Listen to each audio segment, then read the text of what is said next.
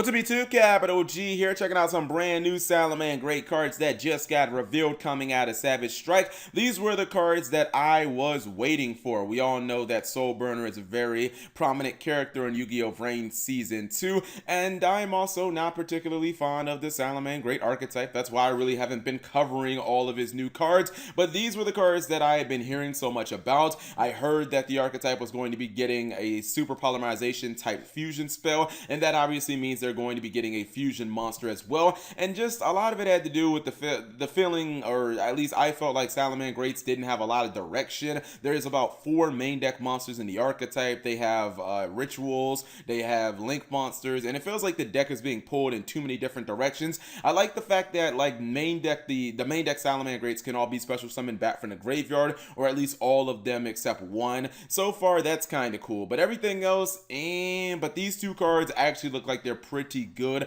in my opinion, so let's go ahead and break them now. So we'll go ahead and start with the fusion monster. This is Salamangreat Violet Chimera. This will probably be, I don't know, a super rare or an ultra rare because it is kind of an anime boss type monster. It's a Fire Cybers fusion monster. Level 8, 2800 attack and 2000 defense. Okay, level 8 fusion, 2800 attack. Very legitimate in my opinion.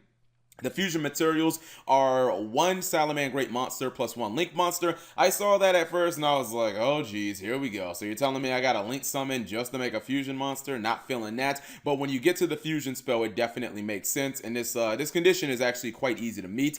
First effect says if this card is fusion summoned, you can have this card gain attack equal to half the total original attacks of its materials until the end of this turn. This is a fantastic effect in my opinion. I wish that it was a permanent effect, and you know that would be obviously better because maybe it could turn this card into an OTK threat. But even if you're just using one of your regular Salamangreats, like let me think. I think that there are a couple of them that are kind of mid-sized beaters. So let's just say that you use either the 1200 attacker or the 1000 attacker. Okay, you're getting 500 or 600 attack in addition to your 2800. And then if you're using a link monster, if you get like, I don't know, a link 3, maybe it'll have 2000 attack. So you could be gaining anywhere from 15 to like 2000 extra attack. I think that that's pretty good. Effect number 2, once per damage calculation, when this card is battling a monster whose attack is different than its original attack, you can double this card's attack during this damage calculation only. That actually feels like it has an incredibly high ceiling. You're talking about this card potentially being able to jump to 5600 attack, and that's something you can never sleep on. And because Konami went kind of crazy during Arc V with the the field spells that all give 300 plus attack, whether it be Diagram, something that's meta, to the obscure ones like the Magispector and the Crystron field spells, I actually think that this could be something that happens maybe once every other duel. I mean, look at something like Saryuja Scoldred. That card is incredibly popular. People always summon to the link points of that card to basically gain more attack. I think that you can not only use it for continuous effects, but if your opponent uses some cheeky battle phase tricks, things like Honest Neos, you can kind of capitalize off that too. So this seems just to be like a kind of a free way of getting more damage.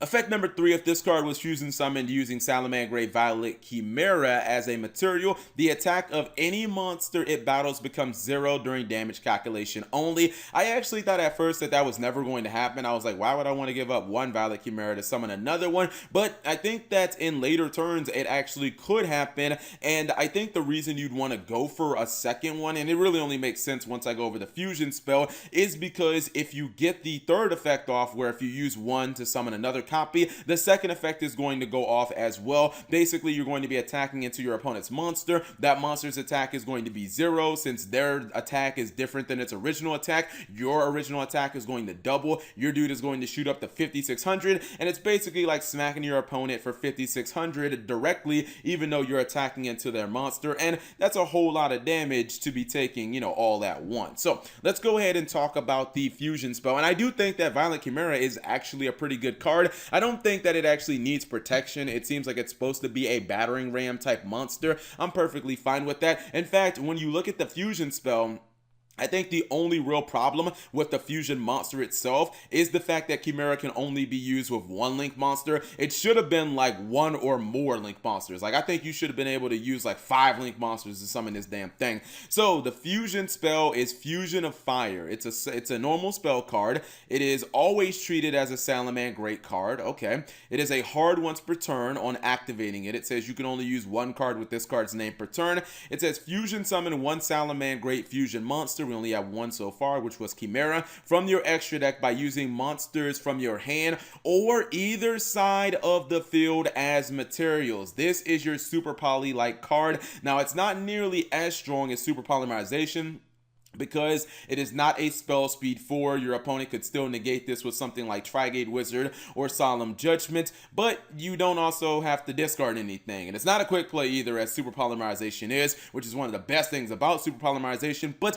this is a card that definitely makes getting Chimera on board a lot easier, because I'm guessing 90% of the time you're not going to be using your own link monsters. You're going to be using your opponent's link monster. This is a really good way of breaking up extra links, or really just using like your opponent's best link monster on the field, because you can choose any link monster that they have, and you can completely like break them having, you know, co-links and stuff like that. So I think that that's pretty cool. And by the way, this is the reason why I said that I could see you giving up one Chimera to summon another one, because a lot of times you're not actually going to be using your own link monsters, you're going to be using your opponent. So if your opponent had multiple link monsters on their field and your Chimera actually survives a turn, then next turn you might be able to activate another copy of Fusion for Fire, or Fusion of Fire, get rid of another one of their link monsters at that time, while powering your Chimera up and making sure that it does even more damage. So I think that this card is actually pretty good. I do wish that it had some type of way of like recurring itself, or just some type of bonus effect.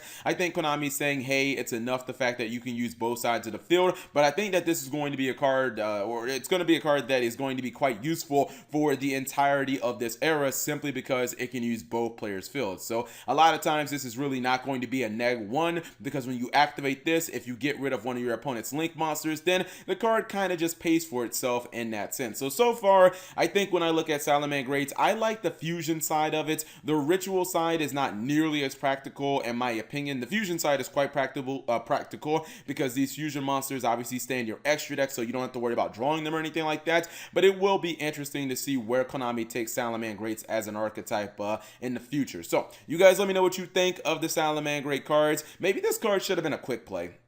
I feel like, yeah, maybe a Fusion of Fire should have been a quick play. That would have made it more like Super Polymerization. You still would have been able to like Solemn it or negate it, and it wouldn't have actually required the cost of discarding. I think that would have made it more balanced. But whatever you guys think, leave it in the comment section below. Thank you guys for watching. As always, subscribe if you have not already, and turn on that notification bell for daily videos.